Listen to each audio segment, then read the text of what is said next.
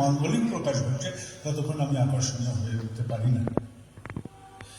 আমি স্বামী হিসাবে মানানসই হতে চাই, পুত্র হিসাবে মানানসই হতে চাই, আমি কর্মী হিসাবে মানানসই হতে চাই, আমি ঋত্বিক হিসাবে মানানসই হতে চাই, আমি ব্যবসায়ী হিসেবে মানানসই হতে চাই। সবসময় আমাদের এটাই গল্প থাকে, আমি যেন মানানসই। আর এটা চাপ, সবসময় চাপ। তার সাথে আমাদের ঠাকুরের জগতের এইটা করো, সেইটা করো, এইটা করতে হবে, সেইটা করতে হবে, এই চাপটা ছেড়ে দেবে, কিচ্ছু করতে হবে। আপনি অন্তর থেকে আপনাকে বুঝুন যে আপনি কি করতে পারেন। আমি বুঝি আমার অন্তর থেকে যে আমার ঠাকুরের জন্য আমি কি করতে পারি। 59,000 কি 60,000 দীক্ষা হয়েছে, এটা বড় কথা না, কিন্তু আমি কি করতে পারি এটা বড় কথা। আমি কি করতে পারি, আমাকে কেউ গাইডলাইন তৈরি করে দিলে আমি ভয়ের চোটে সেটা করবো বটে, কিন্তু ভক্তি আসবে। ভক্তি তখনই আসতে পারে যখন আমার অন্তর থেকে স্বতঃস্ফূর্তভাবে এটা বেরিয়ে উঠতে পারে, ঠাকুর তোমার জন্য কি করবে। কেন করব? যত দীক্ষা আছে সব আমি দিই, ঠাকুর বলছেন যত দীক্ষা হয় সব আমি দিই। তাহলে যদি দীক্ষা তুমি দাও তাহলে তোমাকে আমি দুর্বল কর্মী বানাই কি করে? আমি তো তোমাকে ভালোবাসি, তোমাকে অন্তত ভালোবাসি, তাহলে তোমাকে দুর্বল করি কি করে? এইটা গেল একটা কথা। আমি একটা দায়িত্বে আছি, সেই দায়িত্ব থেকে অব্যাহত হলাম বা আরেকজনকেও দায়িত্ব নিলাম, তখন আমার প্রথম কাজ কি হবে? আজ থেকে 35 বছর আগে একটা ঘটনা আমি বলি। আমার ব্যক্তিগত জীবনে আমাদের সব ভাইরা ছিলাম, আমরা গেছিলাম কানহা বলে একটা জঙ্গলে। সেখানে ফরেস্ট সাফারি আছে, গাড়ি করে ঘুরছি, গাড়িতে ঘুরতে ঘুরতে ওখানে বাঘ দেখতে যাবো বলে গেছি। তখন আমাকে দেখে মনে হয় বাঘ পালিয়েছে। আমি জঙ্গলে গিয়ে কখনো আজ যদি বাঘ দেখিনি, ওই চিড়িয়াখানার খাঁচা দেখেছি। তো যাই হোক, জঙ্গল যখন প্রদক্ষিণ শেষ হয়ে আসছে তখন আমাদের যে গাড়ি চালাচ্ছিলেন, ওই ভেতরে গেলে ওখানে ওদের গাড়ি নিয়েই ঘুরতে হয়, জিপসি গাড়িতে। তো তাকে আমি বলছি, যিনি গাড়ি চালাচ্ছিলেন সেই ভাইকে আমি বলছি, ভাই জোরে জোরে হর্ন মারো। তো বলে জঙ্গলে হর্ন মারার নিষেধ। বলে যে ভাই জঙ্গলে হর্ন মারা নিষেধ, কিন্তু তুমি তাও জঙ্গলে হর্ন মারো যাতে বাঘ থাকলে পালিয়ে যায়, না তো আমার পেছনের গাড়িতে যারা আসছে তারা যদি বাঘ দেখে নেয় আমার প্রেস্টিজ ফাংশন হয়ে যাবে। মানে নিজের নাক কেটে পরের যাত্রা ভঙ্গ করছে। 35 বছর আগে একটা ছেলে খেলা বা ঠাট্টার গল্প এটা। কিন্তু আমরা কর্মীরাও যদি কোনো কাজে যদি আমি না থাকি তাহলে সেই যাত্রাটা ভঙ্গ করার জন্য উতলা হয়ে যায় অনেক সময়, হতে পারে। আমাদের এখানে আছেন দাসুদা, আমি কালকেই না পরশুদিন বলছি, দাসুদা ওই জমির যে ল্যান্ডের কাগজগুলো আছে মন্দিরে দেন, বলে এখন নতুন কমিটি হয়েছে।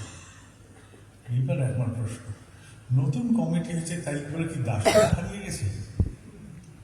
দাসুদার দাসত্ব হারিয়ে গেল? এটাই আমার প্রশ্ন। তাতে আমি জিজ্ঞেস করলাম তাতে কি হয়েছে? আপনি তো আছেন কমিটিতে, থাকি আর না থাকি বড় পোকা, কমিটি থাকুক আর নাই থাকুক ওই তোমাদের পরিচালনা করবে। ঠাকুরের এরকম আছে না কথোপকথনে? তাহলে আমরা ঋত্বিকরা কমিটিতে থাকি আর না থাকি এটা বড় কথা না। আমি ঠাকুরের ঋত্বিক, যা কিছু হবে সবসময় সব এই ঋত্বিকের দায়িত্ব, সব কিছু। আর এখানে যারা কর্মীরা উপস্থিত আছে, আমরা কি করতে পারি? আমরা তাড়া করতে পারি, মানুষকে তাড়া দিতে পারি। দীক্ষার কাজটা তাড়া দেওয়ার দরকার ছিল না, কেন এটাতে তো আমরা অভ্যস্ত হয়েছিলাম। আজ যখন দীক্ষা কমে যাচ্ছে তাহলে আমার কাছে একটাই প্রশ্ন আসবে, তুমি মশাই কত দীক্ষা দিতে? 100 দিতে, 50 দিতে, 500 দিতে, 1000 দিতে, আজকে গিয়ে দুটোতে থেমেছ কেন? তাহলে কি ওই দীক্ষাগুলো ভেজাল হয়েছে? যদি তুমি ভেজাল কারবার করে থাকো তাহলে আজকে তুমি খোলা পড়লে কিন্তু বাজারে। আর যদি তুমি তখন ঠিক করে থাকো তাহলে আজকে ভেজাল দিচ্ছ তুমি কাজে। কোনটা? এইটা বিচারের বিষয় এসেছে। তাই আমি বললাম যে আমি কোথাও বলবো না দীক্ষা দেবে, এবার আপনারা বিচার করেন যে দীক্ষাটা আমি যদি 100 দিয়ে থাকি আজকে দুটোতে নেমে এসেছি কেন? লোকে কি যাজন করা ছেড়ে দিয়েছে? না, ছাড়ে। আমি তারা করাটা ছেড়ে দিয়েছি। আমি আগে দিতাম, বলতাম ভাই ওখানে 50 জন রেডি করে রাখো, ওখানে 20 জন রেডি করে রাখো, ওখানে 10 জন রেডি করে। আজও সৎসঙ্গ হয়, আজও মাতৃসম্মেলন হয়, আজও উৎসব হয়, কিন্তু দীক্ষা কমে গেছে, কারণ আমি তারা করা ছেড়ে দিয়েছি। আমি তারা করা ছেড়ে দিয়েছি। ঠাকুর বলছেন ঋত্বিকদের ঋত্বিকই বাড়ানো দরকার, ঋত্বিকই বাড়ানো দরকার। তাহলে কি হবে? যজমান বাড়ানো দরকার। যজমান বানাতে গেলে কি করতে হবে? যজমান তৈরি করতে হবে এবং যারা পুরনো যজমান আছে তারা যাতে রিভাইভ করে তার চেষ্টা করতে হবে। সমস্ত দাদারা, মায়েরা, ভাইরা বিশ্ব সংসারে ভারতবর্ষের আনাচে আনাচে এই যজমান জাগানোর কাজটা করে দিয়েছেন। যজমান জাগানোর কাজের জন্য কোনো ঋত্বিকের আবশ্যকতা আছে বলে নেই, মনে হয় না। কারণ ঋত্বিকরা যেই শক্তি মেরেছিলেন, ঘরে বসে আমরা থাকি, যেরকম করে থাকি সেইভাবেই থাকতে পারি, কোনো অসুবিধা নেই। কিন্তু এরপরে যে দীক্ষার বিষয়টা এসে গেছে, সেখানে তো ঋত্বিকের দরকার। সেখানে না যাজক চলবে, না অধৈর্য চলবে, না কোনো সাধারণ মায়েদের, দাদাদের বা ভাইদের কারোর দরকার হবে। সেখানে ঋত্বিকের যেটা আমার কার্য, সেই কার্যতে যদি আমি গাফিলতি করি তাহলে বুঝতে হবে অতীতের সেই কার্য যেগুলো হয়েছিল সেটার কোনো একটা ফাঁকের গল্প ছিল। জল মেশানো পুকুর দেখিয়ে আমি বলতাম যে দুধের পুকুর, আর নচে ওটা দুধ ছিল, আজকে আমি জলে পরিণত হয়েছি। কোনটা ঠিক করে নেব? ঠিক আছে।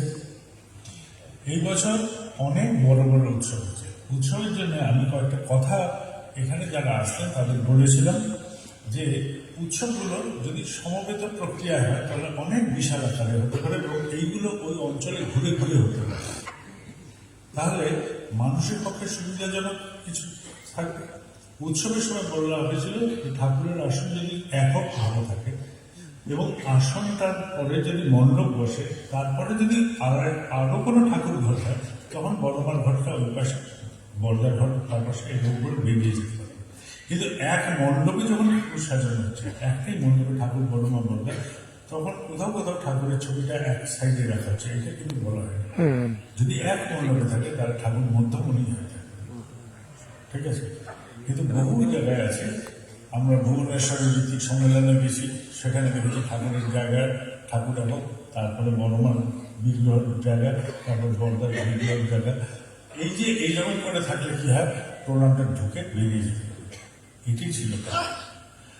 আমি চিরকাল দেখে আসছি সমস্ত ছবিতে, এখানে দেখালে ফটোগ্রাফিতে উৎসবের ব্যানারটা টাঙানো থাকবে, সামনে কয়েকজন ঋত্বিক সবাই বসে থাকবে, যার যখন পালা হবে তারা বক্তৃতা দেবেন। এটাই ধর্মসভা হচ্ছে।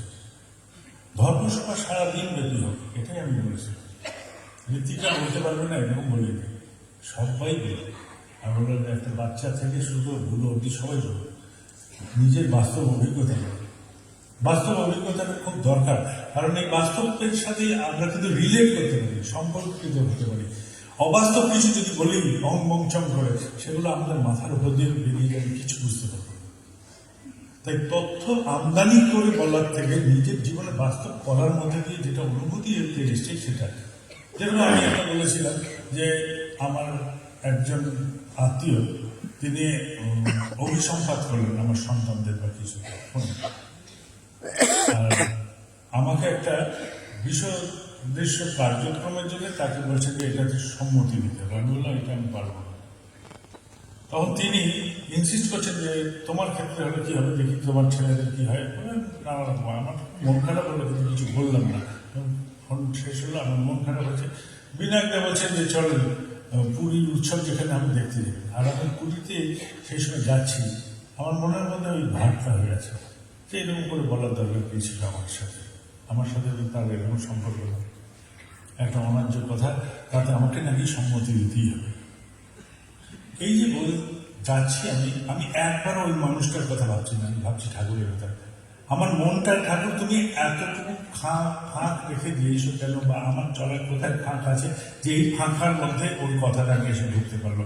তুমি পূর্ণ হয়ে থাকলে তাহলে তো ওর কথা আমার ভেতরে ঢুকতো না, ওটাকে তার ছেলে ভরাতে পারতাম। কিন্তু এটা তো আমার মনের মধ্যে একটা ভার তৈরি করছে। আমি বলতে বলতে যাচ্ছি, সমানে ঠাকুরের সাথে এই কথা বলছি। মাঠে গিয়ে যখন পৌঁছালাম, দেখি যে মনে আর কোনো কথা নেই, শুধু ঠাকুরের কথাই জেগে উঠছে। তিনি দয়া করলেন আমার সাথে, তিনি দয়া করলেন। এই অবস্থাটা আমার মনের মধ্যে যে ভাবটা ছিল, আমি যখন ঠাকুরকে প্রার্থনা করলাম যে কেন তুমি আমার মনের মধ্যে এই ফাঁকটা রেখে দিয়েছো, আমার চলায় কোথায় ফাঁক হচ্ছে ঠাকুর, যে তুমি আমার মনে পূর্ণ অবস্থায় নেই, যে তার অপশব্দ আমার মনে আঘাত দেওয়ার সমর্থ রাখবে। আমি তার ছেলে করতে পারলাম না। এইটা আমার একটা অভিজ্ঞতা, বাস্তব অভিজ্ঞতা। তাহলে আমরা কোনো অসুবিধার সম্মুখীন হতেই পারি, কিন্তু সেখান থেকে বাস্তবভাবেও উত্তীর্ণ হতে পারে যদি গল্পটাকে অন্যভাবে রচনা করি।